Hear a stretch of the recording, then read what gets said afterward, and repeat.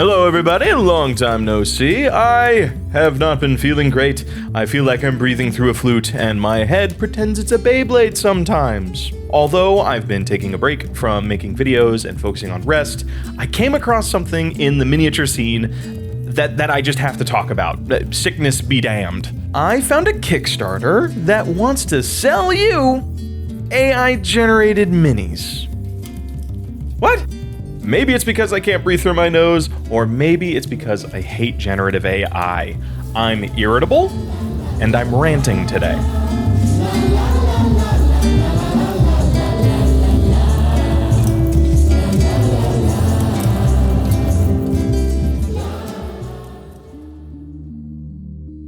A company on Kickstarter called Thorns Tavern saw the world of miniature making and the wonderful artists who exist in it and thought, we can do better.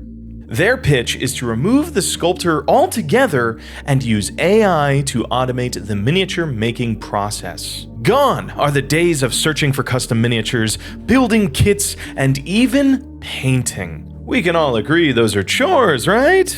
They've partnered with the 3D model generator Meshy AI to turn any text prompt, 2D image, or existing 3D model into a full-color 3D miniature. With it, you can make fantasy and sci-fi models of familiar stylings. Their big push is the 2D image converter. Take any piece of art you want, and they'll spit out a 3D model based on it. It can be concept art, drawings, things you found on Instagram. With Thorns Tavern, any type of miniature is possible. As long as you have that in-app currency, you can press that generate button as often as you like. They claim the AI miniature is fully customizable. Don't like the color palette? Generate a new one. Think they need a different weapon? That generate button is only a couple coins away. Once you have a model you like, you can download the STL, or for a fee, they'll print a full color mini and send it your way. For this righteous endeavor, they only need a meager $20,000. For what is not listed. The software? Meshy already made it for them. A full-color 3D printer? Well, they have that at the ready. A facility to host all this? They have that. As you can see, just a little bit of your pocket money and the dream can finally get off the ground. As of writing, they have over 300 backers and have raised close to $30,000. The main thing I see this trying to replace is Hero Forge's full-color miniature prints. The idea being that you aren't limited to a select catalog of bits and can make a model from any image you sourced elsewhere. I don't have exact pricing, but it sounds like it'll be between $30 and $50, similar to Hero Forge. So that's what they are, that's what they're doing. I'll be honest with you, I really dislike it. Like all AI bullshit, it's trying to solve a problem that doesn't exist while affecting the lives of people who do genuinely care about the creative process. For example, you can already do awesome stuff with Hero Forge and help pay their staff to continue sculpting. This Kickstarter is asking for a similar amount of money, but they don't have to pay sculptors and are using assets they already have. Starting to get a bad smell from this, I checked out their previous Kickstarters. Although they were successfully funded, there are hundreds of comments claiming they never received their product, and those who did said it's nothing like the Kickstarter's promise. Obviously, I'm skeptical of this company's motives, especially when it comes to the 2D art upload system. It invites so many moral and potentially legal issues. It's worth looking into the company itself and seeing what they're about.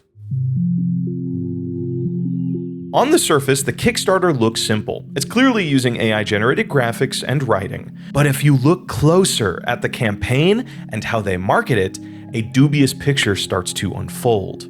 Before anything, this video is my own speculation and criticism based on information that is publicly available. This is an opinion piece, and in my opinion, it's a fucking scam. First things first, I have a question. What is the $20,000 even for? The first big expense has to be the conversion software, which is already done. By their own admission, it's all Meshy AI. I can't imagine there's any development beyond giving it a branded interface, and if they're an AI company, use AI art and AI buttons. It's all automated. It's cheap already. Maybe it's the licensing to use the software, but based on the meshy pricing page, I can't imagine it's much for enterprise teams. The other considerable expense I know they'll have is a full-color 3D printer. Again, that already seems to be taken care of. On the Kickstarter page, they say they have a J850 digital anatomy printer. That's a medical-grade $200,000 printer that hospitals and colleges custom order. This family of printer can make organs that simulate disease. Do they have the hookup with some med student who prints wizards in between heart diagrams? I don't think so. So why is a company with an asset like that asking me for money? Being doubtful of how honest this company is being, I would like to know a couple things. What is the size of their company? Where are they based? How many people are a part of this Kickstarter? And critically, how does this software work? With no email listed on the Kickstarter or their website, I signed up for their newsletter, and shortly after, got a promo email. Trying to respond to this will only result in a bounce, but it is here where I got my first piece of concrete information: an address. Type it into Google and you'll see a courier company in Delaware that delivers court documents and food. Looking at the Google Street View image, there are only 2 units at this address, yet 4 more tech businesses are tied to this location. I suspect this is where they incorporated their company, which isn't unusual, but it isn't where they are based. Strangely, their campaign location lists New York, their user profile lists Los Angeles, and at least one person tied to the campaign team appears to be from Hong Kong. This many conflicting details on things they manually filled in, like the email footer, allude to an obfuscation of some kind. They are either entirely based in one location and they don't want you to know that, or they are already a massive company with resources and people in multiple cities. If a major company is behind this, I again ask, what is the $20,000 for? If they had successful Kickstarters in the past, why not use the profits from that to launch this product? Or if you're an established company, why can't you just ask for a business loan?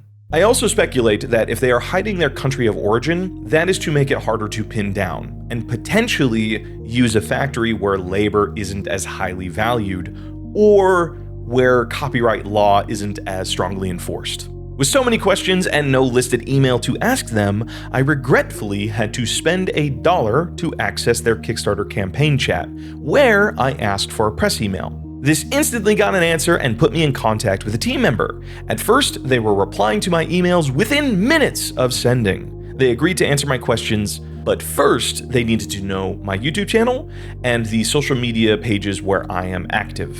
I responded, and then nothing. More than 2 weeks have gone by, and even my follow-up email has gone unanswered. Alas, I have hit another dead end, and perhaps touched a nerve with my questions. Or they saw my sub count and considered this a waste of time, which, if true, is hilarious. A perfect setup for me to ask you to subscribe, that way companies fear my questions appropriately. One of the answers I wanted to know in my email was, what copyright filtering is in place? What is stopping a person from uploading somebody else's art to generate a miniature, profiting Thorns Tavern while the original artist is none the wiser? The FAQ doesn't have any concrete details on this other than, and I'm not joking, please don't.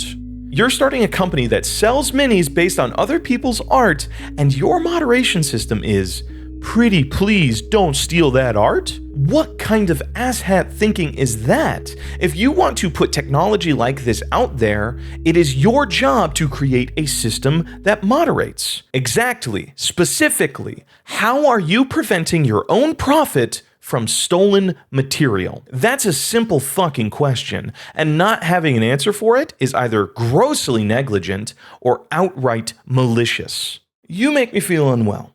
I need to take my medicine. Right now, the software only accepts one image to generate its models, but they have said a multi-angle feature is on the product roadmap. Now, why in the world would you need that feature? Perhaps for assets that are already 3D? Look at that! GW has 360 photos ready to download, as do many other mini manufacturers. I think this multi-angle development, combined with the lack of any serious copyright filtering, is not only a recipe for 2D art theft, but for the theft of existing miniatures. That's a bold claim, I know, and before committing to it and making a video that criticizes generative AI software, it's important that I use that software and see if my claims are valid. They are. Since I don't have access to Thorns Tavern, I went with the next best thing, the software their whole project uses, Meshy.ai. I downloaded a few images from GW and started the conversions. It not only accepted the Space Marine and Stormcast Eternal photos I uploaded, but recognized exactly what they were, applied their keywords, and still allowed me to generate a full-color 3D model. If Meshy doesn't have those protections in place, I very much doubt Thorns Tavern will. Don't get me wrong, these models do not look good, but this shows that the technology is getting better, and AI miniature slop is coming. This conversation needs to happen now, before our hobby gets flooded with shit that can very well be stolen. The scenario I fear the most is this. Someone passionate makes a piece of art. Someone else sees it, uploads it to Thorns Tavern, and generates a miniature. Thorns gets paid a lot of money for that miniature, and the artist had no say in the matter. Worse, with that STL, anyone can start selling prints and generating profit that the original creator never sees. The internet is a big place, and in that scenario, it's also likely the artist wouldn't know about any of this process and could be stolen from indefinitely. If they did find out, then who the hell can they contact to fix it? You close one shop, another one will open. Things like this can only be prevented at the source, and right now, Thorns Tavern ain't preventing shit. Up to this point, this has all been speculation on curious details I have found, but has there been a cold, hard, and confirmed example of Thorns Tavern breaking copyright and benefiting from it? Yes, multiple times. Part of their marketing process has been accepting art and prompt submissions from their audience to generate miniatures. These miniatures are displayed on their Kickstarter website and shared as ads on social media. The ads are especially important to note because they not only showcase what the program can do, but convince people to invest in the Kickstarter. Shortly after the Kickstarter went live, a pledge posted in the comments section that they had seen an ad for the Kickstarter which used copyrighted work. Thorns Tavern confirmed that this was true and that they take the matter very seriously. They claim to have removed the ads and gave a little spiel about how carefully they inspect each submitted image. That's a lie, and I very much doubt that they removed the ads because around this time, I kept getting this one. Yeah, that's Mary Jane Carnage. It doesn't stop there. In the comments of the very same ad, someone claimed to have seen other Marvel characters advertised by Thorns Tavern. I'm sure the hardworking people at Marvel Crisis Protocol would love to see this. So, if they do take this review process seriously, how did all of this get through? I can't speak for the other Marvel characters, but even if you weren't involved in the comic book community in any way, you are at least familiar with the characters Spider-Man and Mary Jane. You would think that if this company gave as much of a shit as they claim to and had the barest inkling of copyright infringement, a Google image search before any marketing would be mandatory, especially at the launch of your product. I did do a Google image search, and it appears to be a post by Digital GM created 6 months before the Kickstarter. In addition, I found someone on Colts3D selling an AI-generated model based on this very same image, which was released around the same time Thorns was collecting user submissions for their marketing in late October. Whether this miniature and Thorns are related, I cannot definitively say. In theme of this video, I was ignored when asking. Regardless of their affiliation, the Colts3D model pointed out something very interesting about Thorns' marketing, though. Unlike any other ad I've seen, this one shows the original image, and not a 3D conversion. Is that because the conversion sucks? The original image markets your Kickstarter better? Or did you just mix up your befores and afters internally? Which is it, Thorns? Because it's all suspicious. At best, this Kickstarter is disorganized and doesn't truly understand the system they want to build. At worst, they are aware of how the system can be abused and are choosing to ignore it. If you are a supporter of Thorns Tavern or are thinking about becoming one, I genuinely hope you reconsider. To sum up all this, you got a Kickstarter. Where they are based, we do not know. They are using software that already exists, have access to a $200,000 printer, have no tangible artist protections in place, and have been caught breaking copyright to make money. And to take that even further, they haven't even delivered on their previous 2 Kickstarters. Knowing all that, they have the gall to ask you for $20,000. That's fucking bananas. Why be a part of that? Why allow yourself to get scammed out of your money like their previous Kickstarter pledges? Look, if you want to casually generate stuff with AI, fine. As long as you're not trying to sell it, to deceive people, or worse, call yourself an AI artist, do whatever you want. I can understand the desire to visualize your ideas even when you don't have the skills to do so. That's very human.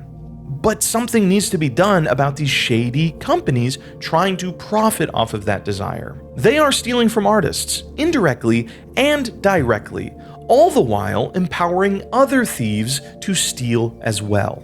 I genuinely believe that all AI companies like this have something to hide. Behind all of the promises of creative freedom and kind words, someone, somewhere, who doesn't deserve it is getting fucked. I love miniatures, I love sculpture, and I know it's cliche as shit to say, but I will say it with my whole chest. Each mini is somebody's story. It represents their will to create, their discipline, their love for the art form. I feel incredibly lucky when I get to hold a shard of somebody else's creativity in my hands, and when I get to paint it, my creativity blends with theirs, forming a human connection. That's art. That's everything. These, they're filler, they're slop, meaningless product meant to be sold and forgotten. I'm gonna pass. If you are in the market for a custom miniature, there are already so many awesome sculptors online that need support. The internet is a big place. I'm sure any kind of mini at fair price points can be found, kit bashed, or created using existing services. All of which built by passionate people that want to make a connection with you. So, yeah, that's the rant. This has been horrible for my throat. There are a lot of changes going on in the wargaming hobby, some bad, some really good. I'd like to shine a light on things that I think are important to talk about, especially AI. The technology is just so prevalent everywhere, and it super sucks to see it spread in my professional life, as well as my hobbies. Don't worry, it won't be all doom and gloom like this video. There's some fun things I want to talk about as well. If you'll have me, I'm gonna throw videos like this into the mix every now and then. Until next time, I have a date with my doctor. Happy sculpting, and fuck AI.